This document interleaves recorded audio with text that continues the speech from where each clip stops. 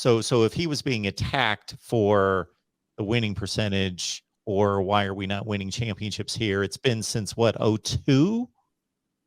Was that the 04. last Big Ten championship? 04. Yeah. Shared. Tied for the, Michigan, Iowa. That I could understand his response to that, but well, that's the problem. And I mean, to say, well, we're third in the conference in win percentage, yeah, that's it. It can always be worse. But I'm just thinking, so we don't have aspirations to be the best, or we don't have aspirations to be, one of the best in the country to make the play. I mean, that's what the response. It just didn't. To me, it doesn't ignite any sort of.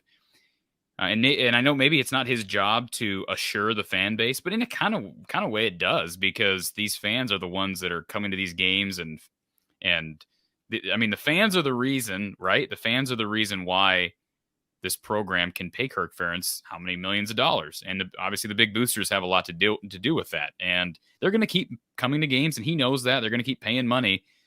But it's not unfair. And he answered some other questions more specifically about the offense. I don't want to act like that was the only question that was asked of him, but that specific question I thought was a very good question from Chad Leistico, and I just didn't feel like it was answered.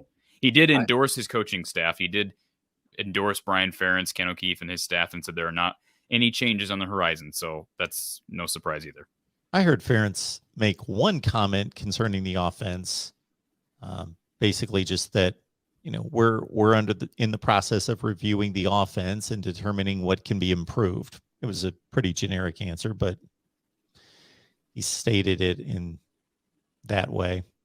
Yeah. So, I mean, yeah, I guess, you got to give him the benefit of the doubt that, he has been successful here. I mean, again, that's a relative term relative to your era and everything going on around you, but I don't have any reason to think that the offense is going to be fixed and made to be good, because we went over it a million times. It hasn't been good. It's been good. 2002 is a perfect example of a year where it was good. I think that's the only year where you could really say it was good, Mark. You have to go back and check those numbers all the way back to 99, because I don't think there is another year where you could honestly say that Iowa's offense was good. But that year it was, and that was because of quarterback play. In large part. It's going to be fascinating. Not that I'm pushing Kirk Ferentz out the door by any stretch. I respect him as well. I'm not invested like you are, but I respect him, and he's built a tremendous program, and it's consistent.